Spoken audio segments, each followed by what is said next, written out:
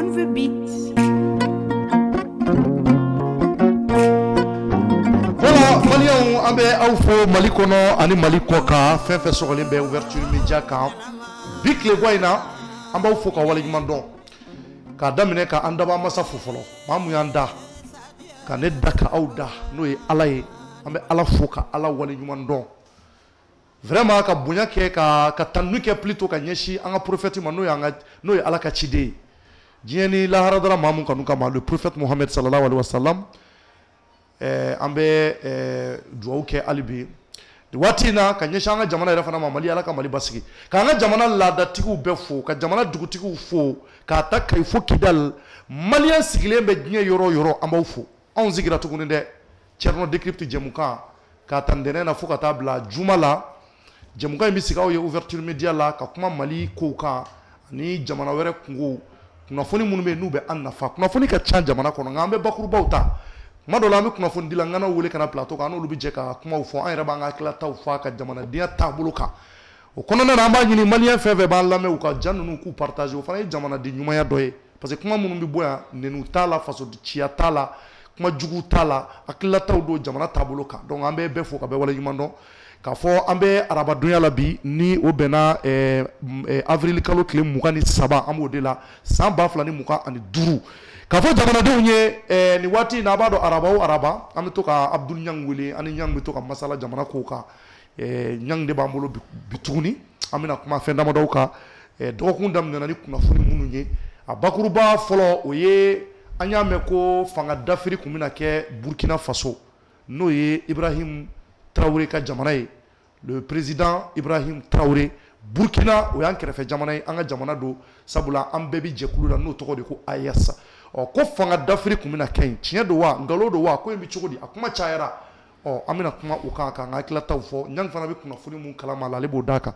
o tɛmɛnen kɔfɛ maliyɛnw k'a jira aw la fana k'a fɔ nin waati in na bɛɛ b'a kalama k'a fɔ mun ye parti politique ko kuma a cayan bɛ de bɛ dɔgɔkun jan tɛmɛnen a ko bɛ cogo di nin waati in na parce que an y'a mɛn ko wulikajɔw kɛ b'a la an ka jamana ɲɛmɔgɔw fɛ an bɛ fɛ ka kunnafoni dɔrɔn de di taara ko bɛ cogo di nin waati in na o tɛmɛnen kɔfɛ maliyɛnw an da bɛna se mun fana ma ni o de ye an ka sɔrɔdasiw les forces armées maliennes an bɛ jɛmɛ mun na k'a yira k'a fɔ baaraba dɔ kɛra kununko a bɔra ka ye à travers chef d'état-major an bɔra ka kumakan dɔ ye kunu an yɛrɛ y'a bila an ka bɔlɔlɔ kan ko baaraba dɔw kɛra ka se ka bamanci dɔw bɛ yen k'olu daji k'olu bɔnɛ u nikun na baara ɲuman dɔw kɛra Tesaliti mara la an da bɛna s'a ma bamanankan na ka caman voyer o la o kɔfɛ ni temps yɛrɛ ma janya an bɛna kuma fana an y'a ye k'a fɔ Yaya Sise ka dossier fana Abdul Ɲang kun ye kunnafoni dɔw yɛrɛ bila ko ka dɔgɔkun jan tɛmɛnen an b'a ɲininka fana Yaya Sise ka ko in tari a bɛ cogo di parce que depuis an y'a mɛn ko Yaya kan ka transférer ka bɔ Mauritanie kaso bonba la ka na Mali la yan k'a ta do la fo bi an ma kunnafoni wɛrɛ mɛn a kan tuguni taara ale bɛ dɔ kalama a la wa an bɛna kuma o kan ani maliyɛn minnu bɛ Mauritanie u ka gɛlɛya minnu bɛ yen an b'an profiter ka masalaw fana kan Ɲang i ni tile.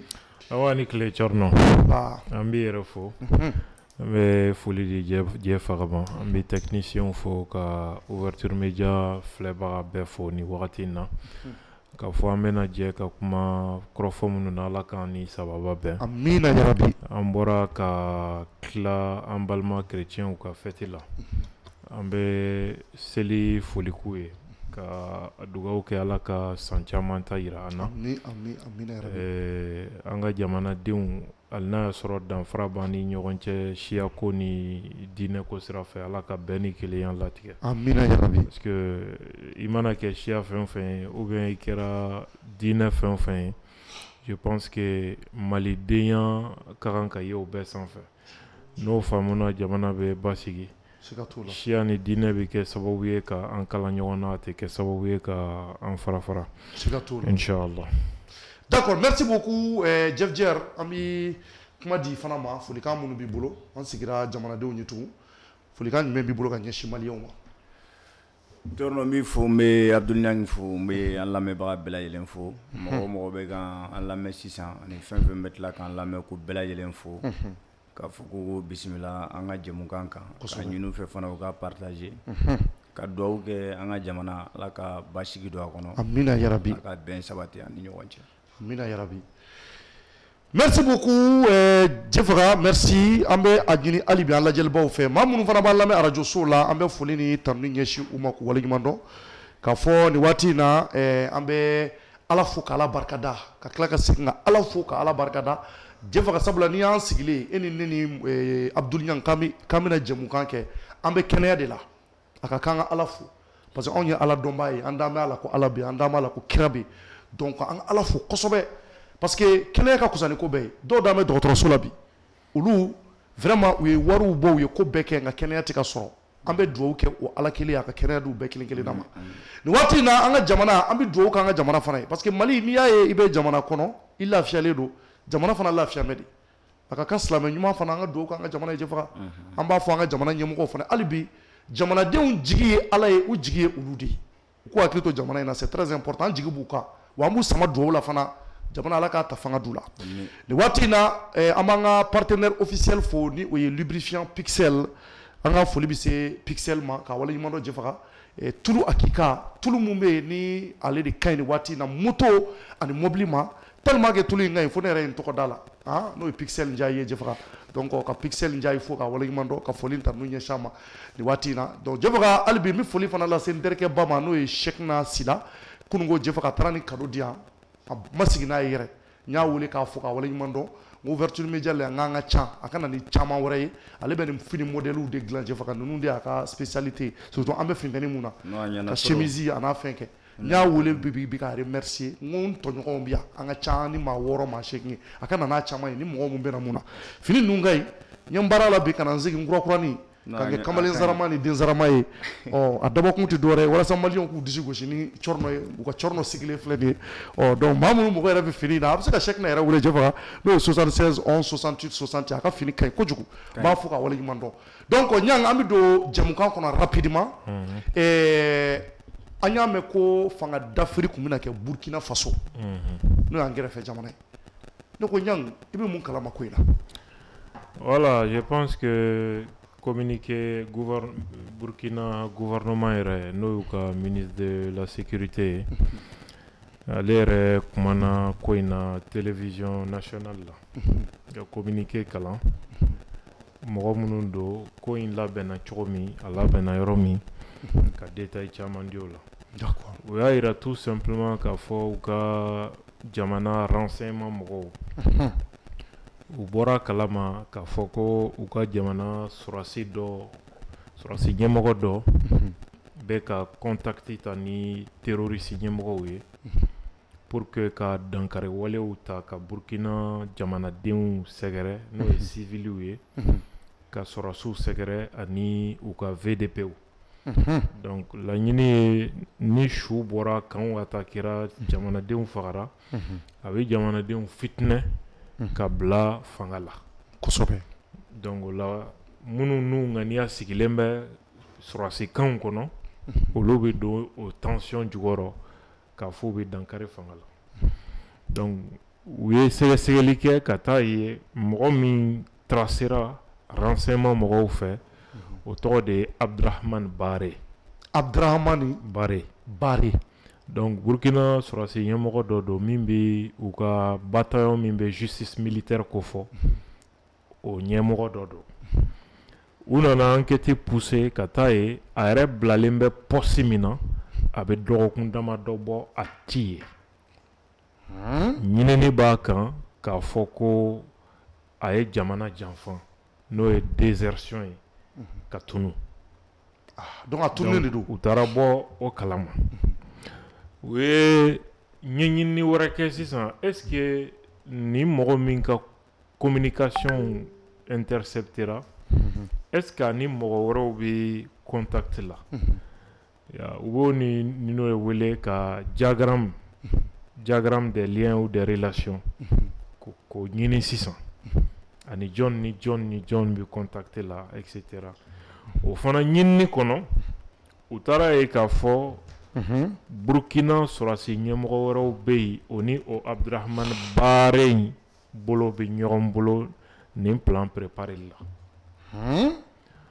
o mɔgɔw dɔw bɛ yen minnu ni o ye Burkina officier ba dɔ jalatigi dɔ jamana y'a bila ka taa kalan na Europe mais bi a sigilen bɛ Côte d'Ivoire alors que Burkina y'a bila ka taa Europe jamana dɔ de la kalan na o sigilen bɛ Côte d'Ivoire bi o bɛ ka nin ko planifier u taara bɔ officier wɛrɛw kan ani sous-officiers Surasi ɲɛmɔgɔw duguma jalatigiw ni sanfɛ jalatigiw caman k'a ye k'a fɔ olu fana caman sen bɛ nin ko in na Allahu Akbar u ni terrorisiw ɲɛmɔgɔw ye bɛnkan ni fɛn minnu kɛ bɔ taara kɛ o kalama kapitɛniw b'a la fɛn wɛrɛ b'a la dɔw minɛna dɔw bolila ka don Côte d'Ivoire dɔw tununnen don olu bɛ ka ɲini bi na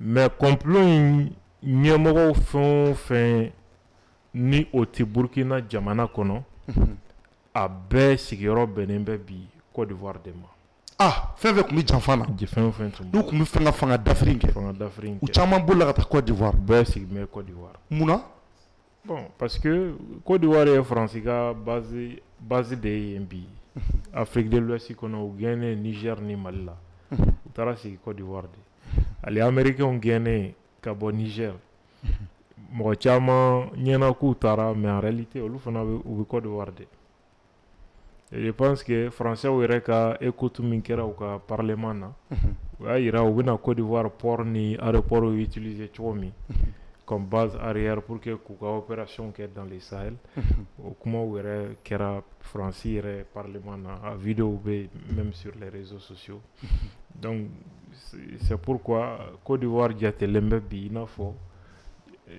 AES juguw ka QG pour la déstabilisation donc Burkina autorité ye communiqué min kɛ officiellement donc kuma minnu b'a kɔnɔ ni jamana ɲagami fɛrɛ la bakuruba la o de ye nin o de ye nin mais Ɲang je pense que nin t'a tiɲɛ fɔlɔ ye an k'a mɛn ko fanga dafiri bɛna ɲɛsin IBE ma a ka ca kojugu fo ka se nin waati in ta ma maa caman bɛ yen minnu bɛ ka se ka don a ko la parce que le problème est tout simple mɔgɔ minnu bɛ fɛ ka AES fanga dafiri u bɛɛ ka conviction na fanga min ben ka di u bolo o ye Burkina de et là la raison est toute simple parce que Mali la u dɛsɛlen bɛ ka sinsinyɔrɔ sɔrɔ armée kɔnɔna na pour que ka officier dɔw su ka bila fanga la ça c'est très difficile pour eux maintenant n'o dun tɛ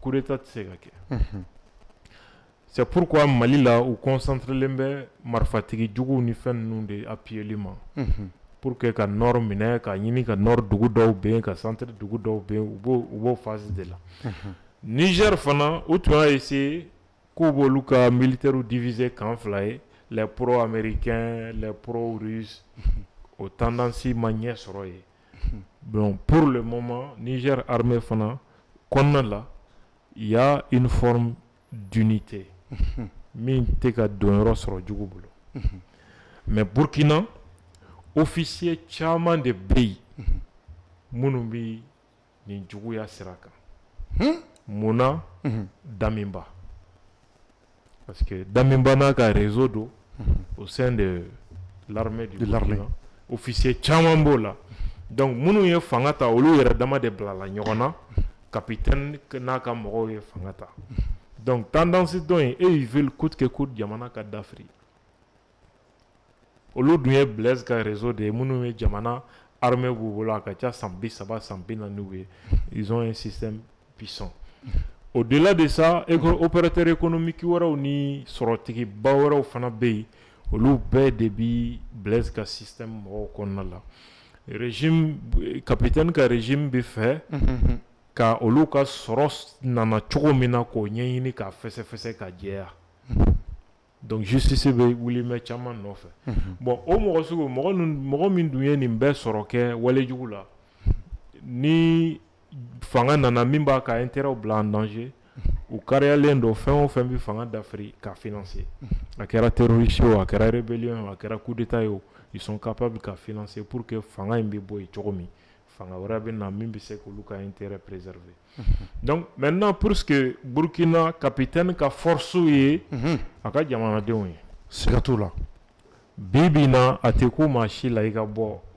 k'i to Burkina k'i bɛ bɔ ka kuma fanga kan k'a fɔ wala an ka plateau sigi ka kuma fanga kan i b'a ye Mali de la sinon a tɛ ku hali n'i ye gulɔ IFA gulɔ la i tɛ sɔn ka taa sigi plateau kan k'i bɛ taa émission sigi capitaine kan ou bien k'i ye politicien ye k'i bɛ taa kuma dɔw fɔ peuple de bɛ taa dankari la fanga tɛ si ma peuple de bɛ taa dankari la hali Burkinabé minnu bɛ jamana kɔ kan n'u ka ci ye terroristes ni jamana déstabiliseli kumaw ye il faut t'informer caman y'a dabila parce que ni min fa tɛ kaso la o ba bɛ kaso la wala o den bɛ wolola kaso la k'i to jamana kɔ kan k'i bɛ Burkina ɲagami o kɔni i b'i fa ta kaso la k'i ba lataga kaso la k'i denw lataga il faut demander mɔgɔ minnu bɛ Burkina ils vont te le dire donc la meilleure option o de ye ka armée déstabiliser kuma bɛɛ k'a fɔ ko fitinɛ bɛ armée kɔnɔ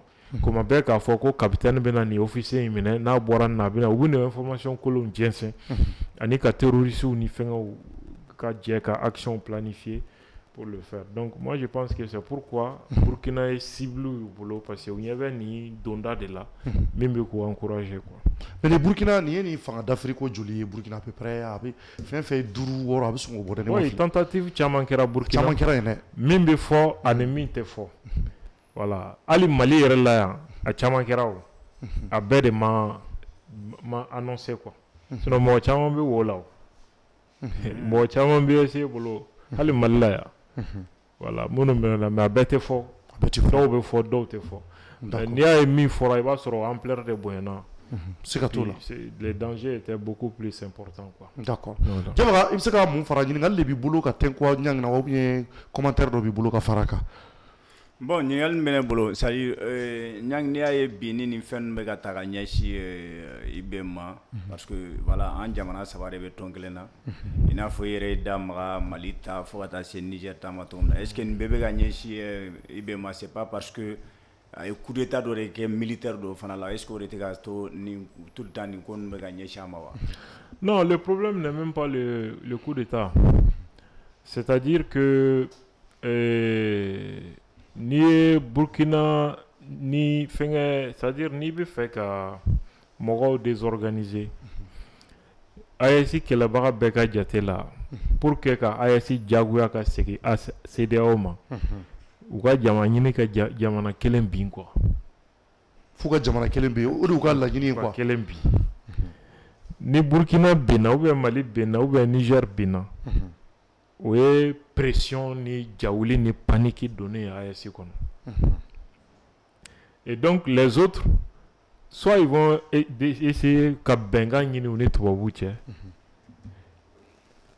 hali n'o kɛra jamanadenw bɛ b'u kɔ u bɛ tila k'u dafiri soit o jawuli ni panique kɔnɔ o jamana fila tɔ min tora o fana opposant u b'olu su k'o ɲaga et ils vont les abattre un à un. D'accord. Nin de la donc u yɛrɛ bolo a nɔgɔ a bɛ min fɔlɔ bɛ se ka bin c'est peut-être le Burkina ka sababuya kɛ sinsin yɔrɔw bɛ yen u bolo yen armée kɔnɔ ka fara terroriste jɛkuluw kan nin yɔrɔ yɛrɛ de ye ko in yɛrɛ nafa ye quoi jamana armée ɲɛmɔgɔw ni terroristew ka jɛ ka fɔ bɛ nin opération sugu planifier mɔgɔw ka kan k'u hakili jagabɔ nin yɔrɔ de kan ni nafa bɛ ko in na nin yɔrɔ de don quoi. D'accord. Mais an y'a ye depuis Jefanga ni fanga ninnu sigira on ne sait pas n'a sɔrɔla ni ɲɔgɔn dɔ delila ka Niger sɔrɔ parce que an kɔni bɛ Burkina ta ye tout le temps fo mɔgɔw b'a lamɛn tout le temps u yɛrɛ bɛ bɔ u bɛ ɲɛfɔli dɔw k'a la mais mɔgɔ si ma deli ka mɛn depuis AES sigira k'an y'a mɛn général Tchani ko fanga d'Afrique dɔ ɲɛsira ale ma je ne sais pas. Un moment il y avait des rumeurs tun bɛ yen mais généralement an ma mɔgɔ minɛ ni ko mɛn ni rien mais à chaque fois ni kɔni y'a mɛn ko rumeur bɛ yen ça veut dire que soit tiɲɛ dɔ ko dɔ bɛ sen na walima rumeur in kɔrɔ ye ka na ni siga dɔ ye mɔgɔw dusukun ni hakili la pour que ka sababu dɔ dayɛlɛ fan wɛrɛ fɛ donc gansan tɛ quoi.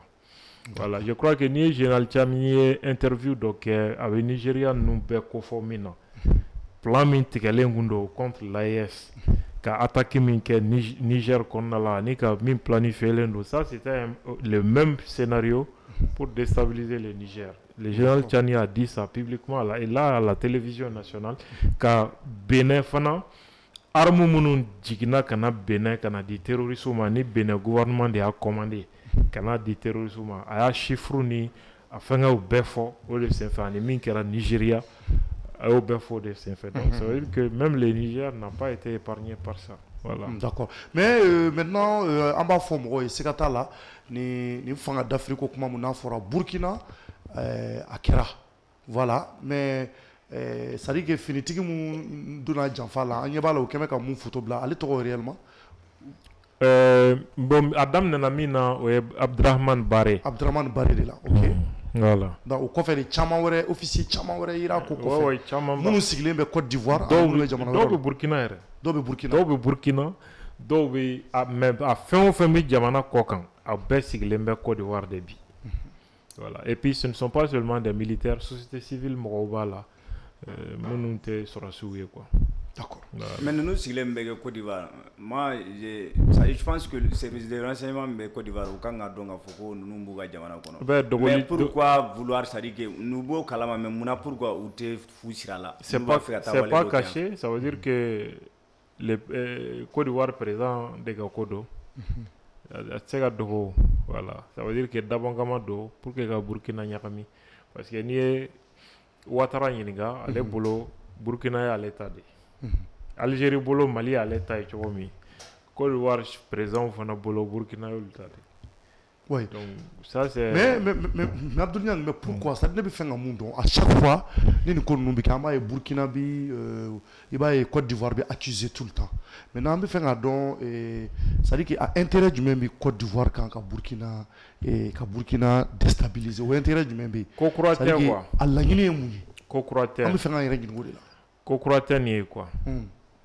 Côte d'Ivoire froidement français a utilisé Kasignyokon Katasma meno kono. Ça c'est historiquement connu. Pour que le Mali déstabilisé, il faut qu'il appuie au foyer Boignika. Pour le faire. Même pour déstabiliser Sékou Touré. Côte d'Ivoire c'est là. Libéria problème. Côte d'Ivoire c'est là. Nigeria guerre de Biafra. Côte d'Ivoire c'est là. Non, est-ce que Dalouba là? Ça c'est historique. Ouais, je pense. Même les Français maintenant ont fait des documentaires pour expliquer guerre de Biafra. Où il y a Ketchogodi. Jamana Jumendo. Où il y a Befo. Ni comme flâner c'est na ASI kono. Mao mabiki ka janfan fin ke. Dondo idun ni modern bina kuma shuli ka documentaire télé là. Parce que toi ou be fin ke a bête documentaire lendo. Ou ba be fo dondo mo ka don. Donc au-delà mba fo mo chama yo ko akli tuwer la. Ibena sigi malo kena kan domi don abegelada. Aya sori sara ou pas kuma shuli dande do ibona uma. Parce que siga tala fin fleka ke ayesi kono dondo ni documentaire bena boka irana gangaye. Donc e bolo tuwa de bini koko fait. Ce sont eux. CDAO Koinedo. CDAO Koinedo. Ils veulent tout coûte que coûte. Quand un diamant ça va casser coup c'est qui CDAO kono. Ouais Francis ça va sur l'Union européenne. Donc jamais ou qu'a perdu on a ouais moi ça de moi parce que diamant mino ni sur tout là ou ba on de jolika. Ou est à fois quoi nous quand on a colonisé kuka ke parce que kuka avenir de bien. Le général le contre. Le journal français le contre à la télévision s'en fait publiquement. Donc c'est pour cette raison que Côte d'Ivoire utilise l'endo ni wale djugula. Et regarde, Ouattara bega mounini bi 4e mandat. Alassane Ouattara.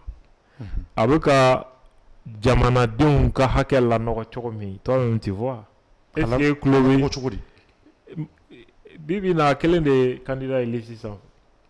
Maoma kanga ke candidat wolu bet justice au bet robo lisila et club mangana et club RFI France 24 ou une campagne pour dire que démocratie ça c'est le 4e mandat Oui, mais est-ce que l'homme nous a les électorales là, est-ce que nous d'autres là, Bon, est-ce que Dalou d'autres Miko Dalou de Fieta.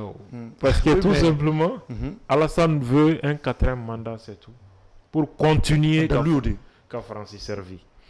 Mais il faut Bénin, Djamanadeou nous ka armée, Niger déstabilisé là. Bon avertissement qu'il est da Côte d'Ivoire peuple ni Côte d'Ivoire armée. Ne a fongo Benembe ka Francis bismillah minke pour que ka Burkina ni Niger déstabilisé. Mon nous ka jamana de ni sera sur aussi ka président la guerre ou ta ya nyama et dondo parce que a choué au loude. Je l'ai dit. Au donna torusu tara Benin sera si biolon flafa. Oui, okera. Donc on termine. On termine. O ku ya chien flana ka menen beche.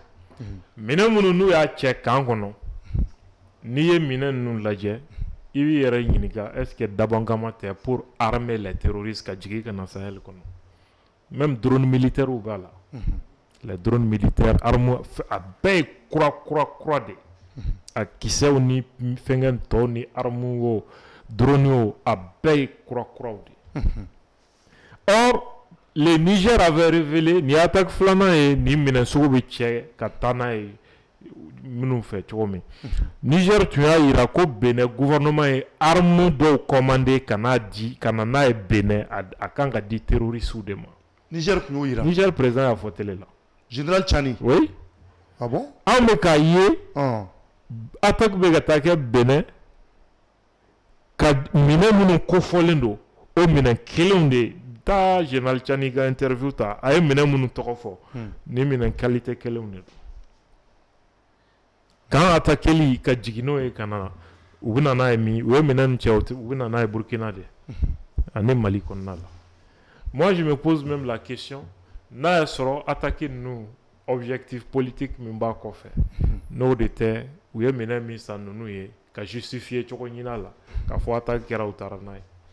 Voilà la réalité. Donc Côte d'Ivoire, Alassane Kouérete, la Côte d'Ivoire a toujours servi de QG de déstabilisation des autres pays francophones de l'Afrique de l'Ouest. Ça, c'est historiquement connu. Oui, mais il y a un tailleur, en tout cas, Jacques Fokar, qui est réellement Jacques Fokar? Jacques Fokar, tu es la cellule africaine de l'Élysée, c'est-à-dire français. Indépendance à Jaguara de ka indépendance di Farafinama. Jacques Fokar. Non, Jacques Fokar, je parle de la France. De la France, ok, d'accord. Donc, indépendance sur le France, quand n'a pas oublié Kishi Chokodi, Farafina. Donc, oui, cellule de créer, ou ka présidence là, code où est la cellule africaine de l'Élysée. Au numéro de Kouye Jacques Fokar. Jacques Fokar tombe mission en Afrique. Le ministre des Affaires étrangères takalama. Parce que compte rendu ta noche. En même temps, il est français ambassadeur Tchamayen, agent secret de dos. Il a formé tombe Gabon. No de harmonie mercenaires là dans Nigeria. Kabo Gabon fait ani ka Côte d'Ivoire fana bla contribution Maurice Delaunay ou fana agent secret de ay Liban numbeke Francis Serville là. Donc au ambassadeur mununi agent do Chimimbo ni ministre des Affaires étrangères tché au Badamana.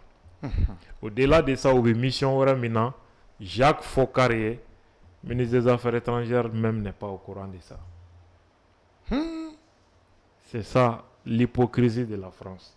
C'est-à-dire, la politique passe avant la morale. C'est une philosophie.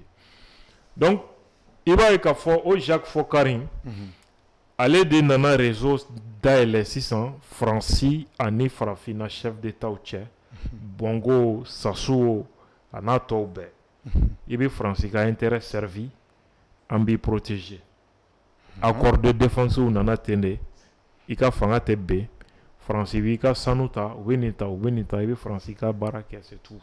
Ni jamana den wuli kama, ni ma million i jaufa, foyi tɛ bɔ a la. Donc ale ka mission kun y'o de ye. Ale ka olu de y'o réseau sigi. Farafinna chef d'état fɛn o fɛn ma sɔn u ta ma mercenaires bɛ utiliser ka rébellion wuli ka coup d'état provoquer i n'a fɔ le mercenaire Bob Denard ninnu bɛɛ ye Jacques Foccart ka réseau de. Donc ale tun b'o mission min na ye c'est ce qui continue jusqu'à présent. Voilà. D'accord. Jɛfa fɛn dɔ b'i bolo ka fara nin kan.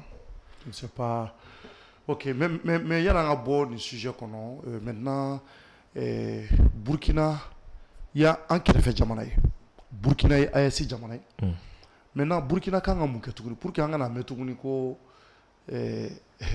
ko fanga dafiri wɛrɛ sigira sen kan.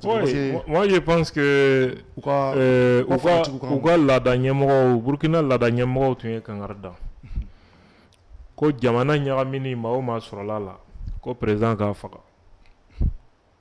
U ka moro naba. Maa o maa sɔrɔ. Ko kɛra moro naba ka kuma ye. Oui. Maa o maa sɔrɔla jamana ɲagamini na o k'i faga.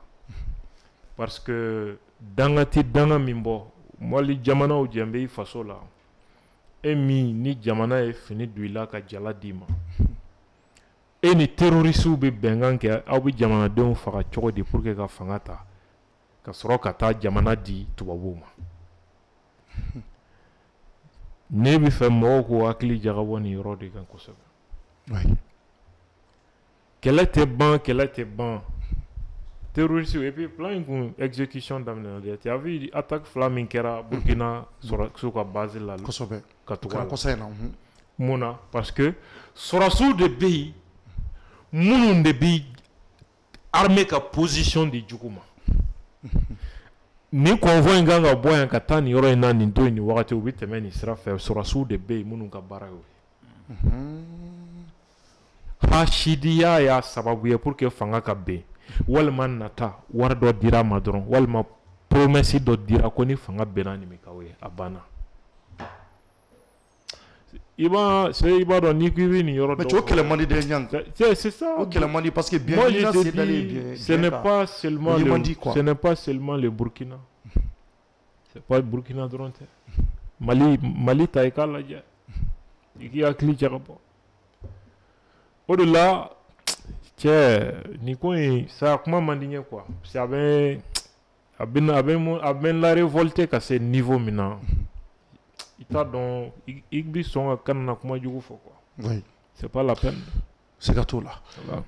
Maliɲɛnw k'a yira u la k'a fɔ an bɛ Burkina sigibagaw fo Wagadugu ka Bobokaw fo an lamɛnnen bɛ fo Bobo Julaso ani ka bila Orodara an bɛ Orodarakaw fo k'u waleɲuman dɔn yan ka Wagadugukaw fo ni de kɛra Burkina dɔgɔkun daminɛ a bɛɛ bɔra k'a ye ni fanga dafiri de tun bɛna kɛ u ka ɲɛmɔgɔw yɛrɛ bɔra ka ɲɛfɔli k'a la réseau kan bɛɛ y'a mɛn je pense que Ɲang bɔra ka hakilila damadɔ de fo la parce que an y'a ye u yɛrɛ ka télévision sanfɛ ni o ye RTB ye kunnafoni min n'a fɔra u y'a jira k'a fɔ ko un coup d'état prévu pour le 16 avril déjoué par les autorités nin kɛra ministère de la sécurité yɛrɛ ka kɔrɔfɔ ye n'o ye lakana minisiriso ye ko fanga dafiri dɔ tun bɛna kɛ avril kalo tile 16 tɛmɛnen ko mais ko an ka k'u ka faamaw sera ka a latɛmɛ u sera k'a ko kɛ ka ɲɛ donc o kɔfɛ ko Wagadugu le 21 avril 2025 avril kalo tile 21 tɛmɛnen les forces de sécurité burkinabé ont déjoué un complot visant à renverser le pouvoir en place donc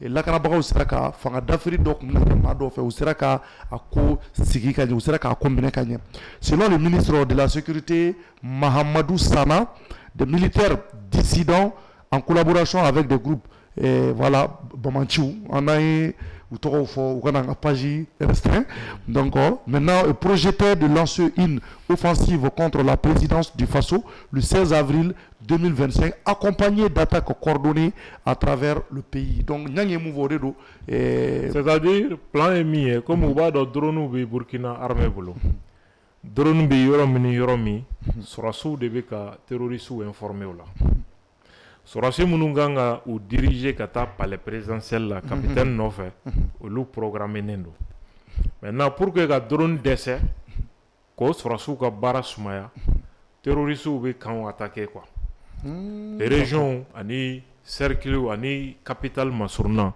terroristes b'olu attaquer donc drone bɛ wuli ka taga olu nɔfɛ waati min o y'a sɔrɔ capital la sɔrɔsi minnu programmelen don olu wulila ka dankari capitaine na quoi. C'était ça la stratégie. D'accord. Donc, là-bas, leur objectif était même de plonger le Burkina dans les chaos afin de s'emparer du pouvoir. Intervenant lors d'une déclaration télévisée sur la chaîne publique, le ministre a révélé que cette tentative de putsch avait été contrecarrée grâce à la vigilance des services de renseignement et des signalements opportuns. Maintenant, Tegamada ni ma munumbe Kouina. Ma munumbe ni fanga d'Afrique. Tegamada a ma grima. Ah, chama menena. Oui, mais à ma grima munumbe. Chama menena no. Oui, mais je pense que capitaine yɛrɛ ma sɔnna mɔgɔ dɔw olu bɛɛ minɛna olu dɔw tɔgɔ b'a la kuma bɛ yen quoi. Oh mais yɔrɔ jan mɔgɔ minnu ma minɛ dun tari o to tɛna na ni farati wɛrɛ ye kɔni. Non, c'est à dire que Benin mi to Niger ɲagamini de kɔnɔna la ni a yɛrɛ ka sɔrɔsiw ni bɛ ka bɔn 77. Donc ni ɲɔgɔnna wɛrɛ sɔrɔsiw b'a yɛrɛ sɛgɛrɛ palais la. Côte d'Ivoire min bɛ nin na ni Côte d'Ivoire peuple bɛ se ani sɔrɔsiw u ka kangari da a dɔ ye walima u ka dan sigi a ka fanga la.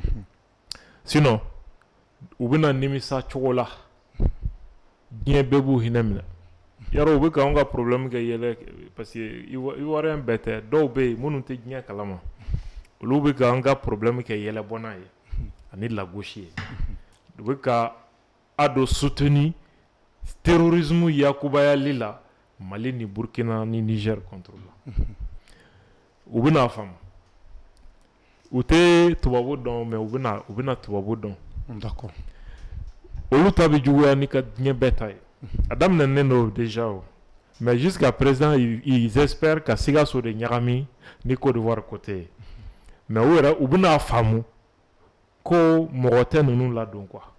U bɛ min na u ko sigi k'u ka fanga lajɛ tiɲɛni na u bɛna faamu kɔlɔlɔ min bɛna bɔ a la ni ye Blaise ta k'a lajɛ Blaise tun bɛ nin baara kelen de la Mali contre la Faransi bolo a labanna mun na Blaise ma sigi ni min ye jama farantan taara dankari a ka fanga la bi o Faransi kelen hali u tɛ sɔn Blaise ka s'u fɛ k'a bɛ taa furakɛli la a tɛ fɛ a kɔlɔlɔ kɛra mun ye Burkina ma ka terrorisme jigi ye ka fangaw dafiri jusqu'à présent capitaine bɛ k'o problème de gérer. D'accord. Côte d'Ivoire fanga Ivoirien k'u sigi k'a filɛ ni walejugu baloli la u bɛna y'u ɲɛna ni Ala sɔnna hali a tɛ mɛn. D'accord. Ok, donc Mali va continuer un sujet flanant na ka alibi an lajɛli bagaw fo Mali kɔnɔ ani Mali kɔ kan ka fɔ bi ouverture média de kan minnu bɛ kan lajɛ an ka bɔlɔlɔ sira Facebook kan a y'an ka émission partager kosɛbɛ YouTube kan a ye continuer ka aw abonner an ka chaîne YouTube kan ka bɛɛ fo ka bɛɛ waleɲuman dɔn k'a fɔ nin waati in na Jefaka n t'a dɔn ni ɲininkali wɛrɛ t'i bolo tuguni je ne sais pas ɲininkali dɔ b'e bolo. Non, bon, je pense que Nigali Moumenabolo y a Tengu quoi. D'accord. Oh, mais Burkina Kola doit ka la Guinée là-bas est mouillé pour que les banques jamana nous basiko biseka na nimbe ko fait. Vigilance, qu'il soit vigilant seulement c'est tout. Oui. Voilà, parce que amugoten nous nan watina. Fanga d'Afri abina ni ko chamay. Qu'il soit vigilant c'est tout. Vous janto yere là parce que voilà, je pense que vous yere bo bara ou la gaban quoi. Maintenant mouillé ASI surtout parce que Burkina Dronte ASI mɔgɔw bɛɛ qui soit vigilant surtout parce que a bɛ se ka kɛ ko ni Burkina ye sini on sait jamais a bɛ se ka kɛ u bɛ se ka mɔgɔ wɛrɛw pomper fana k'u bila ASI jamana wɛrɛw la donc Burkina ye misali de mɔgɔw bɛ se ka misali mun ta an bɛ se ka baara kɛ ni mun ye k'an janto an yɛrɛ la walasa donc n'a nataw la an bɛ se ka n'a ɲɔgɔnna wɛrɛ ko k'a bɛna an bɛ se ka déjouer cogo min na i n'a fɔ Burkina y'a ta déjouer cogo min na. D'accord. Ala ka an kisi nango ni waati na an b'i fo k'a fɔ maliyɛnw ye an bɛ taa sujet kun filanan kɔnɔ ni o dɔ ye parti politiques. Je vois que ça vaut quelques jours hein, à peu près semaine damadɔ n'a y'an ja politique mɔgɔw ka tɔn a ciko kuma bɛ sen na voilà donc je pense que an ye mɔgɔ caman ka kuma lamɛn minnu ye fɛn caman fɔ a la a fɔlɔ ye mɔgɔ y'a jira k'a fɔ ni parti politique ciko mun ɲang ko n'a bɛ sen kan parce que an ye mɔgɔ caman ɲininka dugu kɔnɔ an m'u bila page kan an ye mɔgɔw hakilata ɲininkali kɛ i b'a ye caman do minnu b'a jira k'a fɔ a caman na ni waati na Mali mɔgɔw tɛnɛna kosɛbɛ jateminɛw ka k'a la pour que futinɛ wɛrɛ kana wuli parce que an mɔgɔw bɛ hali bi maa minnu bɛ jamana kunna ka jamana taasira t'u bolo u ka jamana jɔ k'a ɲɛ furuku wɛrɛ kana wuli tuguni tari o maa minnu bɛ nin kuma minnu fɔ tari barika t'a kuma la wa i bolo bon i b'a sɔrɔ aw ye mɔgɔ minnu ɲininka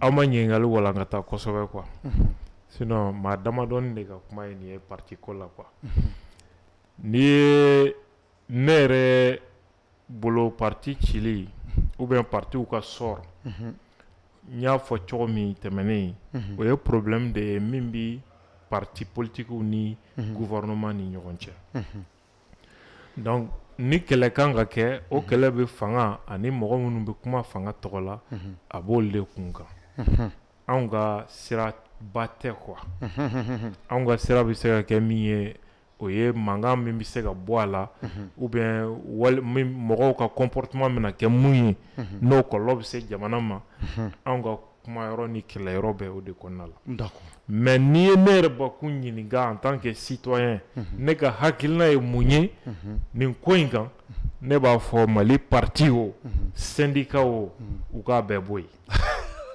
u k'a bɛɛ bɔ yen syndicat fara parti kan k'a bɛɛ bɔ yen maliyɛnw k'u yɛrɛ ye Mali la fɔlɔ o kɔfɛ n'u b'u yɛrɛ ye tɔn min na u ka jateminɛ u k'a bɛɛ bɔ yen mun na parce que bi parti ko ninnu nana an faso la maliyɛn t'a yɛrɛ ye faso la bilen a b'a yɛrɛ ye parti dɔw de la maliyɛn fɛn o bɛ parti ninnu kɔnɔ i y'a kɛ minisiri ye o i y'a kɛ député ye o i y'a kɛ fɛn fɛn a b'a yɛrɛ ye parti de la a t'a yɛrɛ ye jamana na a bɛ parti ka intérêt de dɔn a tɛ jamana ka intérêt dɔn pour preuve loi dɔ nana assemblée nationale kɔnɔ i bɛ ka clé loi sur le genre kita député kuma ta a ko n bɛna sariya min voté ni an ka dugutigi ma bɛn a la yɔrɔ minnu ye kala ta ɲɛ n'u ma bɛn a la wa n b'a dɔw fɛla tɛ mais parti de y'a diyagoya an kan an b'a dɔn an bɛna jamana janfa mais an diyagoyalen don ka kɛ a y'a fɔ micro de la assemblée kɔnɔ en direct sur leur thème député Tunkara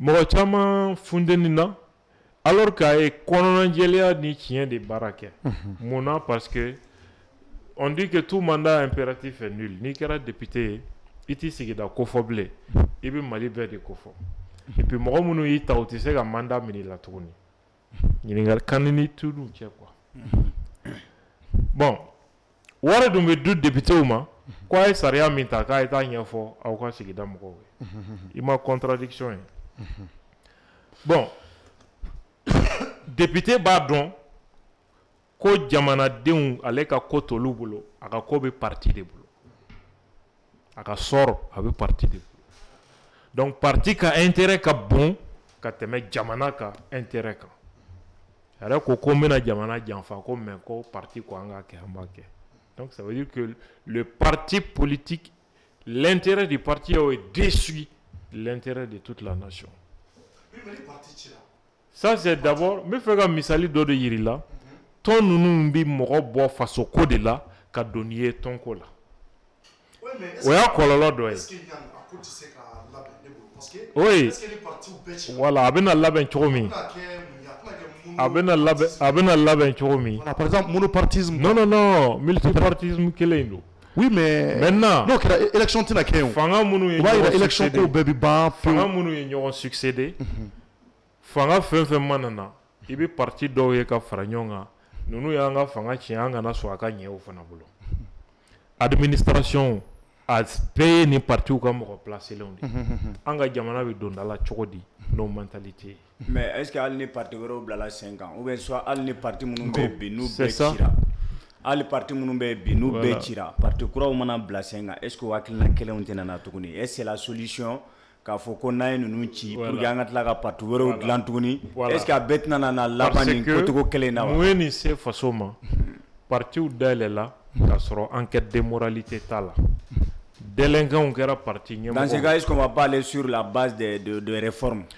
o réforme de bɛ sen na délinquant kɛra parti ɲɛmɔgɔw ye mais réforme ni dissolution ka taa kɛ ministre ye ka taa kɛ institution ɲɛmɔgɔ ye ka sɔrɔ délinquant yɛrɛ don an bɛ don da la cogo di u bɛ faso cili kɔ u bɛ mun baara wɛrɛ kɛ c'est pas possible c'est pourquoi il faut moraliser ce secteur mɔgɔ si kana parti dayɛlɛ n'a tigi ka moralité ma lajɛ jɔn don faso b'a bolo cogo di a tigi ka parcours kɔnɔ mun mɔgɔ façon don o critère ka jateminɛ pour que parti ka se ka dayɛlɛ donc souci min bɛ mɔgɔ caman na multipartisme bɛna sɔsɔ u k'a to an ka dɔmɛ parti ninnu bɛɛ de bɛ bɔ yen ne ka femme personnelle là ou le gouvernement bɛ ɲɔgɔn na min na ne tɛ n da don o la dɛ parce que ça c'est pas mon combat c'est pas mon problème o ye parti ni gouvernement cɛ kɛlɛ ye i tɛna ne sɛgɛn o la parce que n tɛ parti la n tɛ gouvernement na mais ne ka hakilina en tant que malien parti ninnu fɛn o fɛn bɛ Mali kɔnɔ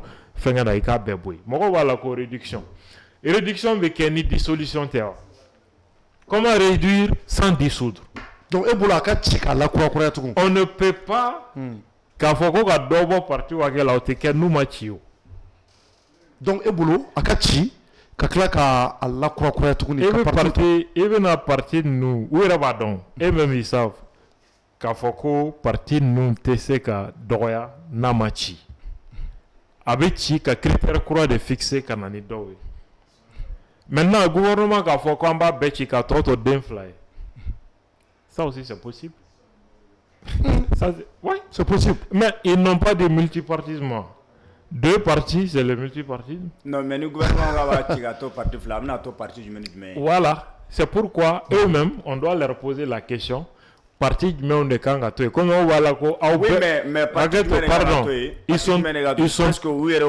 ils sont tous d'accord ko tiɲɛ na ko ka parti ko ka a dɔgɔya quoi oui ko i n'a fɔ Assisi y'a fɔ cogo min Assisi ko k'a dan 4 de ma u yɛrɛ m'o fɔ ça veut dire que eux-mêmes ils sont d'accord avec la dissolution maintenant olu bɛ fɛ 4 min ka to yen sisan u ko 4 tɔgɔ fɔ an ye an k'o mɛn est-ce que Assisi ko 4 de Assisi y'o de fɔ 4 ko dɔ ka bɔ a la 4 un nombre fɔra 4 4 à 5 4 le nombre est précisé. Donc, quand ils disent que multipartisme, etc., Mali constitution, c'est vrai, le multipartisme fait partie des principes intangibles de la constitution. C'est-à-dire, la constitution est fait mon fort, la constitution be fallait marater que multipartisme bola. Mais, en période du même qu'on c'est la transition. Moyen c'est transition, ça rien soso. La violation de la forme républicaine de l'État. Fangati ta sera fani constitution le fondement de tout pouvoir réside dans la constitution. Oui. Oui, tiens. John Oué Jamana Donchou, quoi est désobéissance civile qui a akata assemblée qui akata institution d'amener au Mali constitution yoro de la. On est terrorisme de.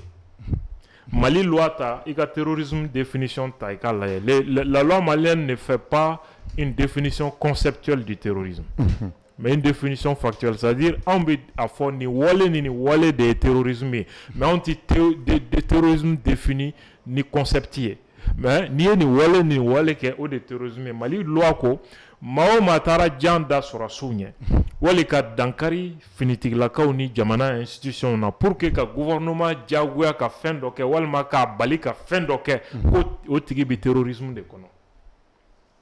C'est ce que les M5 a fait. Hali terrorisme m'a fait au Caribe Bamako. Hali terrorisme m'a benu jo. Hali terrorisme m'a benu jo.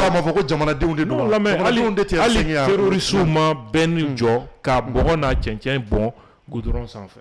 Hali terrorisme moke. Il y a une fin ils ont fait quoi les 10 commandements. Ka jamana chili insurrection que papier quoi les 10 commandements. Ni akili b'a la wagati chrétien ou ka ɲɛmɔgɔ dimina ka bɔ wɛrɛtɛm na k'u jaabi ko 10 commandements ye fɛn ɲuman de ye Jésus ka ni ciden wɛrɛw a dira minnu ma ka t'o 10 commandements ta ko M5 jamana ci ni insurrection sira fɛ ko lagosi barika bonyana k'u ka sabali. C'est le terrorisme. Ce n'était pas un combat politique, c'était le terrorisme. Bon, quand des gens cautionne ou pose des actes terroristes contre les institutions et les forces armées et de sécurité. Au Morokelon, Kaklakana, Koka Constitution, la bateau. Coup d'état mina, Kera, John Netara, boulevard la Kamadjamou. C'est très bien. Kolio boulevard et politique là. Koluka kele parachevera autant donc Kolu a des parachevera. Koluka kele parachevera. Donc ça veut dire que quand ils voient les mêmes personnes, nous menons aux constitutions. D'accord. Kaklaka Malien me claque la main au héros fala Kamanaga menena doni quoi. Bon, où va la constitution Ango mais il y a un ta c'est-à-dire que les partis politiques tira parce que amika munken wa parti politique manachi parce que est-ce que priorité aurait Mali là ni wakati nuna ka teme partout chili. Est-ce que les partout chira abina nafa jme Mali partout manachi. Très bien. C'est-à-dire que Miro do Diaby Folo quand ils disent qu'il y a une constitution qui est bon, coup d'état qui est là où il y a une constitution qui est bon, ça veut dire que un né jamana deun ou tigera en a quoi ou tigera en a quoi donne foka de mateme autoy ou comme constitution quelle jumain vraiment Mali bika marché ni constitution quelle jumain ou quand go fana fanyo ou ba donc Mali te constitution chi sans fait abilama ou bo fana kalama. Mais ils John Sababu Olu, mais vous fait comment faut. Est-ce que Mali constitution Coroléon Kurao a flashité à Semidon? Olu est président de la République des dons ou président de transition don. Mais Baratika Kenu Kurayen. Ben Agnafie. Baratika Kena. Mali constitution flashy TCNT don. Ya femme ou bien Assemblée nationale des dons. Mais mon Asemi Bey, CNTB, la charte de la transition, coup d'état nananimi, ni Saria Tara, évita disposition transitoire de la guerre. Est-ce que loi minable la loi placée là, est-ce qu'il y a une loi Beboewa? Ou bien à partir de Beboe, les dispositions antérieures contraires? Mais Baratika a une charte et transition et pour qu'il femme ni Saria Kouranana, il y a disposition transitoire de la diafolo. Pour que ka doni Saria temene numbi nina ou benuti nina. Ya famia. Na au disposition transitoire kuma. Ko Saria temene quoi au bechega boy. Ça veut dire que au te existe tout ni. Ou bien na konokuma mini kura binyogon soso les dispositions antérieures contraires. Kolo bora ça veut dire que loi be na konokuma mi kura soso le bo ti jateble. Ya fam. Constitution quoi mi Constitution quoi mi nana. Constitution quoi inco. Article 190 ou 191 jusqu'à la mise en place des institutions prévues par la présente constitution. Les organes de transition continueront de jouir de leurs prérogatives. Constitution croit fanga croit munu foko lukanga sigi. Nous Assemblée nationale, Sénat, président de la République, Cour des comptes, ko foga ta fo lu sigira domi. Fanga munu be ani semimbu bolo, CNT président de la transition, ka beba nona. Beba nona. CNT ni président de transition, olube existe ni seben jumain. La charte de la transition. Charte de la transition, il y a un fort. Koni solide de la charte ni constitution qui est kabito charte itala. Oui. Apto charte itala. Apto charte itala. La constitution de 92 est en vigueur jusqu'à la mise en place des institutions prévues par la nouvelle constitution. La nouvelle constitution est en vigueur depuis le jour de sa promulgation. La charte de la transition aussi est en vigueur. Saria Shumba Saba, Malibika Tao Dekan, à cause du coup d'état du M5. Mais il y a une autre constitution. Il y a une constitution. Ça revient maintenant, ça n'est pas question de parce que quand je vous ai demandé, est-ce que la constitution est à Barawa? Constitution humaine. Constitution courant, est-ce qu'il y a Baratika Kena? Il faut que la constitution ni charte et non ce soit habito charte. Oui, mais avec Bara, oui ou non? Oui. Voilà. Là, na konokuma mbe charte soso. Faut que ta fo institution prévoile numba kono. Charte de tabeta. Il y a famille. Dans ce cas, pourquoi alors voter une nouvelle constitution? La charte était déjà là. La charte est là. Constitution t'es follow. Akuma koro de constitution t'es follow. Ni élection présidentielle ni législative kera. Donc constitution croyant avec la barra. Oui, mais Nyang, constitution T. Constitution T. Et la explication qu'on a là, ça barre avec Sabare. Constitution de 92, constitution de 2023, ani charti. Maintenant, et la explication na tourner et la raga sans tourner qu'on no constitution T. Même si il y a tout de barre avec ni Sabare, mais à T, flying T. Il veut comment corps de la guerre. Jamana shiti fonctionner loi fondamentale sabaka. Mais n'y a que loi fondamentale sababé, ça veut dire que faut d'été, coup d'état de bay, transition de bay, faut que des femmes. Au de la fin charia code débat et n'étenda à la transition parce que transition est restée charia et follow. Kumate au kawale à quel moment? Johnny Sababu M5. Olubna mon charia de foyer na tout. Olukanga ta kaso de là. Parce que selon la charte, oui, selon la charte, comme mort c'est que terrorisme acte posé, comme mort nimbon, comme finitiku jogini qui sait, comme ka foke bena ka ta coup d'état ke, ka to majamu, ka placeu ministériel placeu ke au konnala. Alors que la charte des partis politiques au bas ira des mains parti fin coup d'état soutenu, parti kangachi, kanyemoko datuko kasola. Autant y aura fié au numéro charte là. Oui, il y a bemuda, faut y aura. Mais est-ce que charte courant moumé ni transition ka baragana au kumana parti politique ou chilika? Charte y c'est du sentiment à la loi ta, à la loi abrogée. Oui. Donc ni charia courant nana be boyanga temedo. Olu nyebe mina, partout nyebe mina. Fanga nyebo fanana. Flengoro doa nyebe mina. C'est que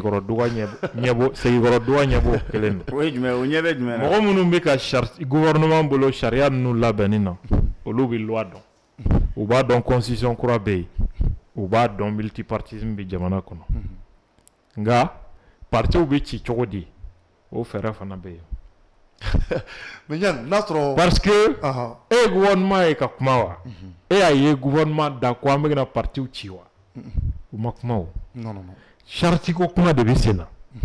Aga to charti ko baraga ke ban. Charti le kuma bisena. Bon, ne mana 91 vétérans nous. Mais charti John ega charti do. C'est le gouvernement. Le gouvernement c'est qui? Ah mais le gouvernement ma kuma. Ko ça dit que obega kuma mais la charte des partis politiques. Non, le gouvernement n'a pas dit. Le gouvernement n'a jamais dit ko amena parti au Chio. Mais charte métallique parti politique ou Johnny Gakumado. Ça c'est depuis ATT. Oui, mais à Foraka wale Kuramunumekana wale ni wati na concernant les partis politiques. Car réforme au Bora John assise de ATA. La recommandation na dissolution comment mais John dissolution des partis, c'est le peuple. Le peuple c'est le peuple. Quand le peuple malien. Le peuple malien a dit ça quand? Aïe, donc tu n'es pas dans le pays là. Moi je suis dans le pays parce que non, c'est ma première d'après le peuple malien a dit ça quand? Il y a eu combien de manifestations Bamako, Ségou, Kaï, toutes les régions. Des manifestations pour demander la dissolution des partis politiques quand? Donc tu n'es pas dans le pays. Moi je suis dans le pays, non, je suis dans le pays. On a donné une manifestation dans toutes les régions.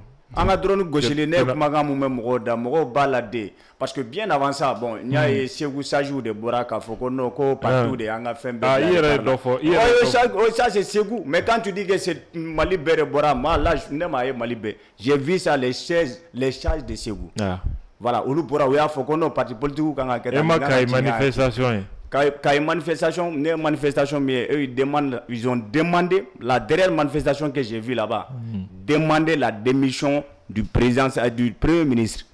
Premier ministre Mitoubé. Au Kofé, il y a la messa, au Kofé, Megaran Koumayo. Au Kofé, manifestation là-bas, mon cœur concernant le cas Algérie, on a vu que Moro Bora de Kouaïkou a 5 ans pendant que on était. pendant que les gens étaient là, c'est-à-dire que appel de Tunkera, appel Moune Fora, Fora de Komo Kata pour montrer, pour manifester notre mécontentement à l'égard de ce que l'Algérie nous a fait. C'était pas tout. Antara au-delà, c'est de là-bas même d'ailleurs, 5 ans Kokuma Nana, Ayo Kumame au Sénégal. C'était pas tout. Maintenant, la dissolution des partis politiques là. Dissolution, bien sûr. Où est Dronte? Bon, quel est le consultation dans toutes les régions et la diaspora, consultation des forces vives. Région Beka recommandation, la dissolution des partis. Mais il y a consultation non, mais non, parce que non, la consultation parce que non, consultation d'Amera Koumadjme, consultation donne aux d'Amera Koumadjme. Tiens, tu es en retard. Non, je suis pas en retard, il faut expliquer. Mise à jour que il faut expliquer. Mais il y a eu une concertation dans toutes les régions du Mali et de la diaspora. Le gouvernement a boité là. Ça date de quand? Il y a quelques jours seulement. Non, mais aux concertations. Il y a nos concertations à damener. Au wakati de parti politique bora yani bien avant que concertation na kere parti politique bora ga foko dissolution ko kuma mbese na kuti fa ka waleya. Ça veut dire que il y a donc c'est ça ko jamana de ya fo. Où est mu fo? Parti ko conférence là où est mu fo? Où est mu fo? Ko ni manga e sena doro ko fanga be fa ka kede. Que le coup m'a même fanga ereda. Où est parti où ereda dit lui. Allez Amadou Koita mon grand frère, c'est ce qu'il lui-même a dit. Donc, ça veut dire que me fait comme fier politiciens périmés, c'est-à-dire 91 politiciens, au lieu ni constitution ni mumbubulo, comme Mali constitution. C'est ni nama kuma fo mo ka adomino. Mais en Mali constitution t'es rien. Constitution malien chita kalama a sebena chokomi. Constitution est la banque les temps d'eau. Palela, les temps d'eau. 92 constitution, 15 jours. Wallahi Allah. Ou tara France constitution de Foranyonga, ça sera à adapter Mali fenga na droit bana. Malien même be ko rebe hali moko kala ne mitumbi a donc constitution en contenu est mié à do. Mate jamana den toma. Au côté. Au lieu ka wakati kele de ke. Ko fendo type beuma ou ko fendo de kake ou ka génération keleke obana en nouvelle génération en fana de ko 91 politiciens nous ou ka démocratie en to fait on ami du fait en bout en reka Mali démocratie du en démocratie famu chomi au des partis ou te financer jamana de on fait et depuis la conférence nationale 91 jamana donc au kuti jenae ou ka wara ka parti financier quand fait aux recommandations violées ta conférence nationale de recommandations ta le financement des partis politiques jamana donc ma jenae mais automatiquement hein c'est vrai automatiquement non donc je parle de 91. C'est vrai. Donc, qu'est-ce qui a fait que Outara ben que Jamanadeum Koka? Ça c'est une violation de la volonté du peuple. Donc, en de quoi, au lieu de démocratie, oui, à nous les principes monuta, oui, clé quoi, ben tant mieux, oui, clé que, fait un petit bien ou clément, c'est bon. Mais au chibi, au reste un clé me kaburu kono kaba, au claque na ko en clé, ko au saobe ke au kuma mungera. Ça va pas chez vous. D'accord. Qu'est-ce qui se passe dans le quoi? Mais au clé quoi du meilleur ou ma sao be balolé. Ou be balola mais ou clé que non mais clé côté ou ma sao ou be balolé et puis en plus ou da fana ga be do jamana ko fana la. Ou ka vision est mi jamana ko la. Mo faut tout da do la de. Mais ou sako de tikeblé. C'est fini. La nouvelle génération ne veut plus de leurs idées ou autres. Mais la nouvelle génération, qu'est-ce que la nouvelle génération même est en train d'entreprendre? C'est ce qu'on est en train de... Non, vous parlez de la nouvelle génération. On est tous de la nouvelle génération. Hein? Mais est-ce que cette nouvelle génération-là même là, aux nouvelles générations, qu'est-ce que nous-mêmes nous sommes en train d'entreprendre même depuis des années? Non,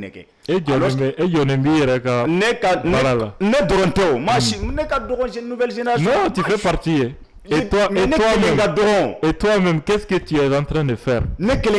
C'est un combat générationnel. Oui, mais voilà. Aujourd'hui, c'est une nouvelle génération. C'est une nouvelle génération. Jeunesse ni génération croix fana yobiko sera dessus. Pas seulement au Mali, mais à l'échelle régionale et même internationale désormais. Donc, la génération keleke, ambu foku wale nyundo. Anga génération de ko, aga mirina nu, anauka kele, anfarala, aka ausa o tike amble. Bon, nous go diaguya. Kofu kwa usago de Jaguar Anga. Ami Misiri sera Yurula. C'est tout. Merci Yang, merci Djefara. Rapidement, c'est vrai, Djefara Yang, il a raison parce que la concertation des forces vives de la nation, oui, a demandé semaine terminée à Bora. Mais je n'ai pas dit qu'il n'a pas raison, j'ai dit que ça a commencé tout récemment. Non, attends, c'est juste la semaine. Non, mais fais une dame là parce que Mounania Fongo a au Kera Kumadimeo. Je sais qu'il a raison parce qu'il a bébé Gabo. Mais j'ai dit au moment où les partis politiques se sortaient pour dire que la dissolution en ce moment-là, cette concertation n'avait pas commencé. Voilà, ça n'avait pas commencé. Non, c'est pourquoi je voulais en réalité, parce que parti politique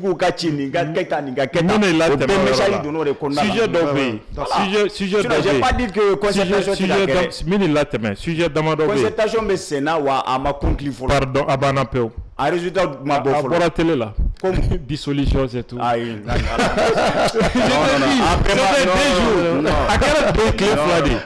c'était 2 jours seulement. 2 jours seulement. C'est-à-dire, en réalité, sujet d'Amadobé, il tenait d'ailleurs la transition. Karsat des candidats et Karsati candidats, il tenait d'ailleurs la transition qu'on a fait. Transition 5 ans, 2 ans, etc. Il tenait d'ailleurs au sujet là. Oui. Jamais. Partout, Chili ni fait par gouvernement ni partout au Kakoé, n'est qu'à côté, mais n'est de connaître qu'à famou, n'est qu'à avis personnel, contient une partie de nous. Nous et Tieni qui millions de yens qui fait un quoi. Donc, vous m'avez fait que. Vous faites il a temé au Yoronina. Gouvernement.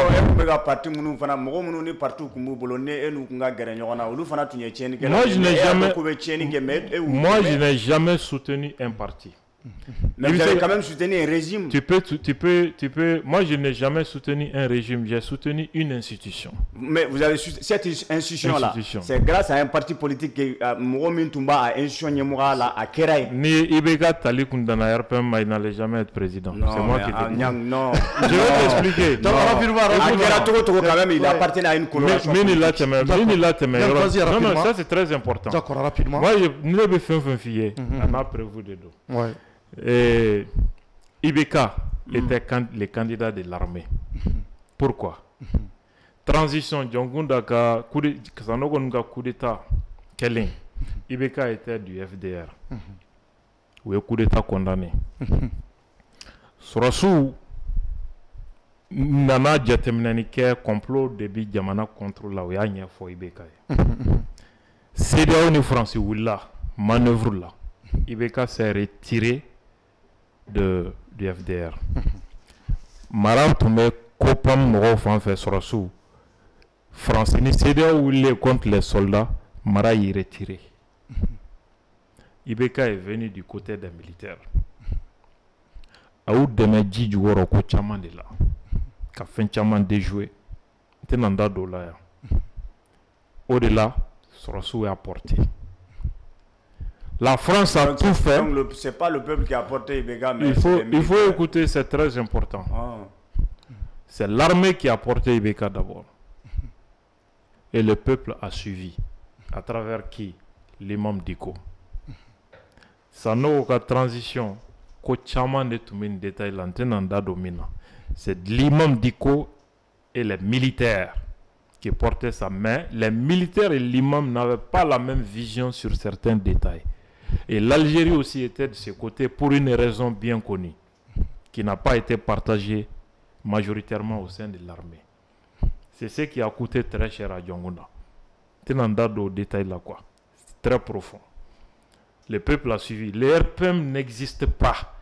i bɛ k'a ka temps bɛɛ kɛ ne ye bɔnɛ min jigi RPM kan n ma jigi maa si kan Jawaraso b'a ɲininka Jawaraso b'a bonya ale ɲɛsiranya bonya kama ne ni Tɛmɛne ye dala sama min kɛ a kɛra RPM gosili de nɔfɛ nin tɛ parti ye quoi c'est pas un parti ça ne yɛrɛ kɔni ka dugawu ye hali ni réduction de bɛ kɛ ni dissolution totale ma kɛ RPM kana kisi nin ko in na quoi parce que parti cita ɲuman RPM de don. Ok, merci Jean, merci. Donc maintenant an b'a fɔ maliyɛnw ye u ka partager vraiment heure sera mais an bɛna sujet laban minnu bɛ yen an bɛ ɲa ɲini a kan an ka se ka dakuru damadɔ fɔ o la rapidement parce que an y'a ye surɔ kunu an ka armée ye communiqué dɔ bila ko an ka sɔrɔdasiw ye baaraba dɔ kɛ rapidement an bɛna a surunya dɔɔni ni o kɛra Jefa plusieurs GAT neutralisés par les forces armées maliennes à Talhandak, à 90 km au nord-est de Tessalit.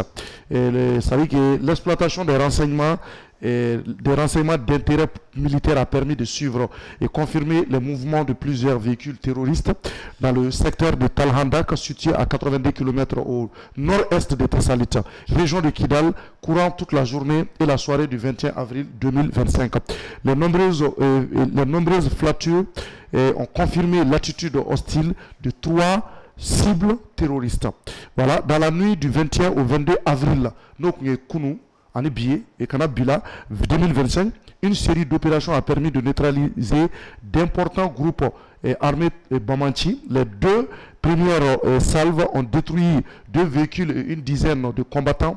Voilà, terroristes, voilà, entre parenthèses. Donc, la 3e salve a visé neutraliser un 3e véhicule et dépôt de carburant et un dépôt de carburant de 5 combattants. Voilà, Bamanchi. Le souffle des explosions et les incendies qui ont été provoqués confirment des objectifs de Bamanchi importants. L'état-major général des armées félicite le professionnalisme des personnels engagés. Il demande aux populations de continuer à se démarquer des Bamanchi.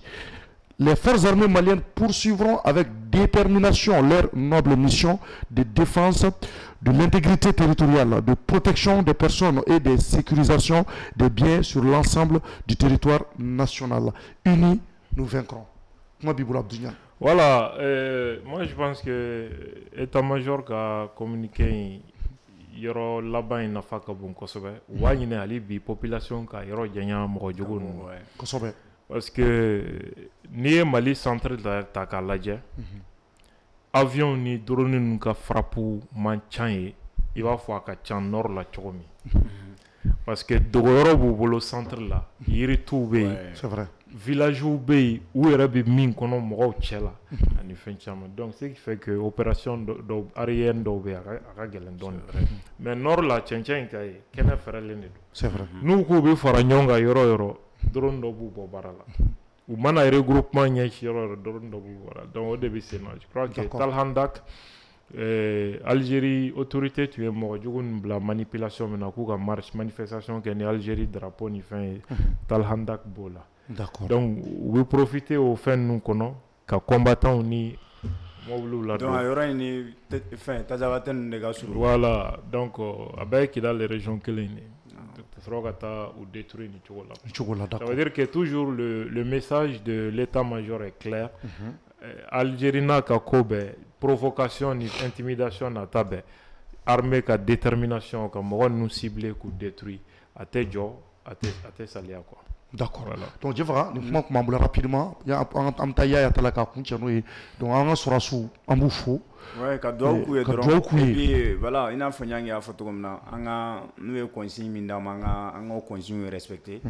Parce que voilà, du coup l'amour ulu de ba nyini ku dogo kuma be. Wa ga dogo ni ngonna la obisika ta nyagami auna. Donc ala k'an kisi ni ko dɔ bɛ ka kɛ surasiw dun ka laɲini tɛ k'a fɔ k'u ka wale dɔ kɛ min bɛ taa se maa ma maa mun sen tɛ ko la quoi donc an ka ɲɛma jan ka bɔ Bamajo.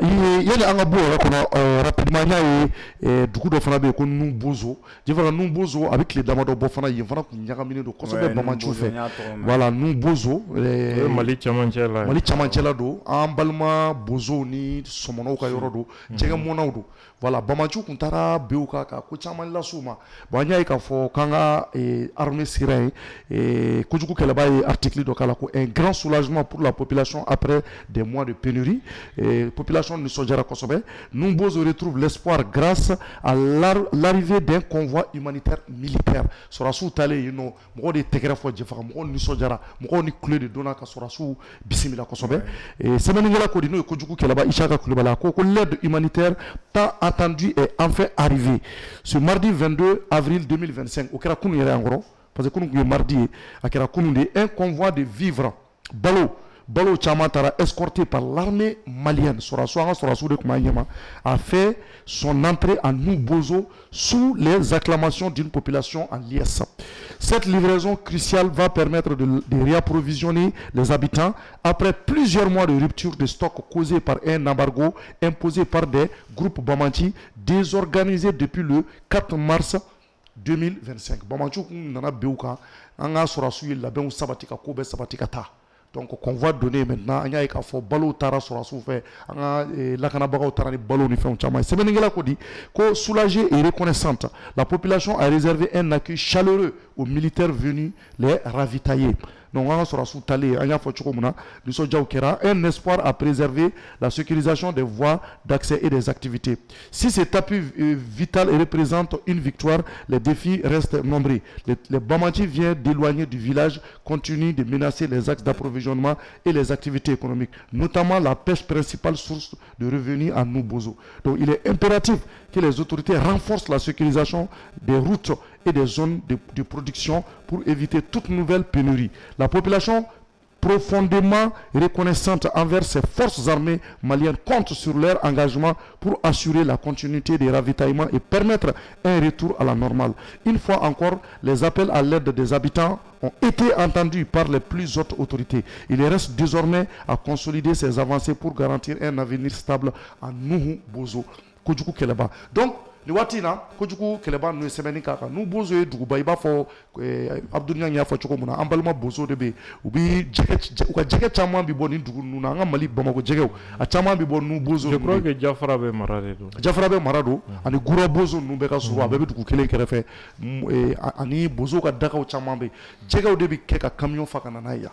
Donc voilà kɛlɛ kun bɛnn'u ka Bamaciw fɛ an ka sɔrɔdasiw taara ka se ka taa baaraw kɛ Bamaciw y'u yɛrɛ ɲini o kɔfɛ sɔrɔdasiw nana ni balo caman de ye sisan o balo in de donna kunun dugu in kɔnɔ. Donc an b'a fɔ hali bi an ka lakanabaa an k'u sama dugawu la k'a fɔ dugudenw fana ye hali bi u fana bɛ se ka dɛmɛ o dɛmɛ kɛ walasa ka se ka an ka sɔrɔdasiw dɛmɛ kunnafoni di ta sira kan u k'u cɛsiri o la o tɛ wa tɔrɔ ni kuma dɔ b'a bolo ka fara kan. Donc an bɛ armée encourager toujours. Et puis ka population fana ɲini u ka fɛɛrɛ kɛ ka da de mɔgɔ jugu kɔ dogoni ou bien ka ma kun a kan ko n somɔgɔ don ou bien karisa don ou bien nin don o fana de bɛ nin fɛn ninnu caman gɛlɛya généralement i bɛ mɔgɔ ninnu ye nin baara sugu la zone o zone kɔnɔ i b'a sɔrɔ dugu yɛrɛ kɔnɔna la janfanci ka ca quoi. C'est vrai. Min t'a fɔ ko n balima don n teri don n sinji don. Voilà. Donc an b'a laban ni Yaya ye dɔgɔkun tɛmɛnen an ye nouvelle duman sɔrɔ k'a fɔ ko Yaya Sise a ye san 13 de kɛ Mauritanie kaso la depuis IBK ka waati fo kana bila sisan na. Depuis 2012. Ah, depuis 2012. Depuis IBK yɛrɛ ma sigi fanga la kɛ. Parce que a kɛra 2012 y'a sɔrɔ ATT de tun bɛ fanga la. Donc fo kana. 2012 ouais. O kɛra coup d'état waati de. Non, coup d'état tun ma kɛ. Non, a coup d'état a kɛra ATT sigi wagati. Mars 2012. Ou bien non, IBK sigira en 2013 hein. 2013 oui. C'est vrai. Donc depuis wagati santan saba fo sisan Yaya tun bɛ kaso la kaso mun ni a ye yɛrɛ ye hakili kuma caman fɔ a la k'a fɔ k'ale nɔ t'a la. Donc parce que a waati y'a sɔrɔ jɔnkuna de tun bɛ yan. Non, je crois coup d'état tun ma kɛ. Ni ma fili a y'a minɛ ni coup d'état tile damadɔ de donna cɛ. Ni ma fili mars 2012 de don quoi. D'accord. Donc kuma b'i bolo Niang. Voilà, je pense que nin ko in kun y'an kamana gan. Vraiment ne yɛrɛ da donna kuma la siɲɛ caman. C'est vrai. Parce que wagati min ne ye CNDH, Commission nationale des droits de l'homme, à Guébou Boiré. Olu ye mission kɛ ka taa fo Mauritanie ka taa enquête kɛ ka Orange mɔgɔw saisir ni y'a ka numéro ye o y'a yir'u la k'a fɔ fagali in bɛ ka fɔ don min a y'a sɔrɔ y'a bɛ Bamako a ye appel minnu kɛ k'a to Bamako Orange y'o appel relevé appel dɔ kɛra k'a to Amandine na donc u taara aéroport fana vérifier a donni dati a bɔli dati u y'a ye a n'a yɛrɛ ka passeport cachet min b'a kan siga t'a la a tun tɛ Mauritanie fagali min kɛ don min a tun tɛ tun bɛ Bamako yan ba y'a ye mɔgɔ ye mɔgɔ dɔnnenba tun don Mauritanie relation ba tun b'a la et puis ali ATT clé faama caman bɛ yen relation ba tun b'a n'u cɛ voilà bon mɔgɔ t'a dɔn ŋaniya min ye jɔn bila ka a tɔgɔ fɔ a segilen ka taa Mauritanie ni kun min ye et puis u ye seereya rapport faux dɔ de dilan ka condamner n'o ye ko commissaire muso dɔ min tun bɛ aéroport la ko y'a kun bɛ Mauritanie fɛngɛ bɛ ka don min a ka avocat sera o muso ma muso ko tiɲɛ tɛ parce que ko in bɛ kɛ waati min commissaire Jala yɛrɛ kun t'ale bolo kuma tɛ k'ale ka kɛ commissaire ye aéroport la ko tiɲɛ tɛ bon ko est-ce que a bɛ se ka kɛ écrit ye devant l'huissier a y'o fɛngɛ kɛ donc toutes les preuves existaient pour dire que y'a ka kan ye kiiri tɛ quoi et puis ka tila ka taa jugement kɛ arabukanw ni fɛnw na farafin tɛ foyi ye suraka bolo quoi je suis désolé de le dire mais nin de ye tiɲɛ ye quoi d'accord voilà donc je pense que an ka gouvernement de transition olu de sera ka wuli ka jɔ kɛ an bɛ don min na i ko bi y'a bɛ Bamako yan alhamdulillah a nana a bɛ Bamako yan a nana quoi voilà a bɛ Bamako depuis communiqué kɛra don min o y'a sɔrɔ a bɛ Bamako yan alhamdulillah vraiment an bɛ Mali autorités fo kosɛbɛ ani malien bɛɛ fo fɛn fɛn dugawu kɛ je crois que ministre des Maliens de l'extérieur ATR ka yɔrɔ la CNDH mɔgɔw ni y'a ka famille reçoira c'est vrai ni collectif min sigira défendre na u y'olu reçoit ministère la o don na donc u ka kan ka y'a ye cogo min o siraw bɛ don u kɔrɔ sababu bɛ nin bɛɛ la quoi d'accord voilà parce que a bɔra ko min na mɔgɔ t'a miiri a bɛ se ka kɛ quoi c'est vrai voilà ani ministère de la justice fana Voilà. n'olu fana ka communiquer a la absolument d'accord Voilà. merci Bien. donc folika laban jumɛn bolo ɲan an bɛ maliyɛn bɛɛ fo k'a fɔ hali bi an ka dugawu kɛ ni ala sɔnna ma parti ninnu u m'u dama ko kɛ an na mais min kɛ min ye o y'o ye quoi donc an b'a fɔ gouvernement ye ni banabaatɔ tɛ kɛnɛya d'accord u ka bɔ ni su ye morgue la La ilaha janajakɛlaw bɛ ka su ma kɔnɔ d'accord bɛɛ k'i yɛrɛ sɔrɔ nin ko in na ah voilà c'est ça merci je ka kɔrɔfɔ laban jumɛn b'e bolo folika laban ko laban tɛ dɔ k'i fo ka ɲangi fo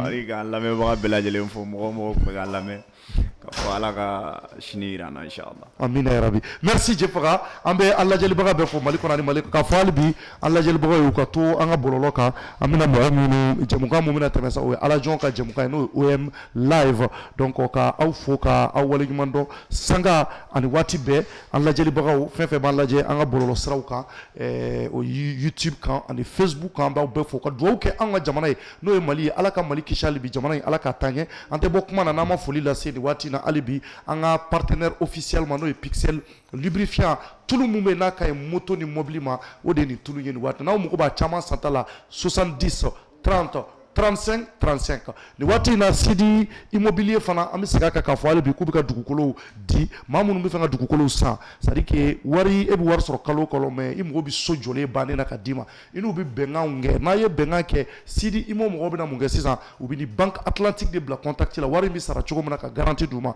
u b'i ka so jɔ k'a ban kalo 6 kɔnɔna na i ni muso ni denw a bɛ don so kura kura kɔnɔ donc o hukumu kɔnɔ n'aw mago bɛ kunnafoni wɛrɛ la Sidi Immo u ka nɛgɛjuru sira an bɛ se ka di aw ma ka continuer ka weleli kɛ u bɔra Faransi ala a tɛ tɛmɛ waati damadɔ kan u taara c'est à dire que salon ba minnu sigi bɛ agence immobilière ye u taara ka se ka taa o salon ko kɔnɔna na ka ɲɛfɔli kɛ maliyɛn minnu bɛ a bɛ se ka di k'o yɛrɛ wele n'o y'u ka ɲɛmɔgɔ dɔ ye n'o ye 66 71 23 91 donc an bɛ foli lase aw bɛɛ ma ka waleɲuman dɔn Mali kɔnɔ ani Mali kɔ k'a laban ni terikɛ ye hali bi n'o ye Cheikhna Sila ale de ye nin fini ɲɛnama in di yan ko an pari a la sanga ni waati bɛ an b'a fɔ ka waleɲuman dɔn ka dugawu kɛ an terikɛ fana ye n'o ye Masirika Daw bi ale ka mariage o bɛ ka kɛ fo Sikaso kɛrɛfɛ an kun kan ka kɛ kɛnɛ kan nka an ka santé okumu kɔnɔ an ka kɛnɛyabagaw ma yamaruya k'a fɔ an ka se ka se an ka voyage daminɛ nin wagati ninnu na donc an bɛ foli lase Masenika Daw ma ni Ala sɔnna a ma n'an ye jaw sɔrɔ n terikɛ ka mariage kɛnɛ kan n'o y'a n'a furumuso ɲuman ye Daw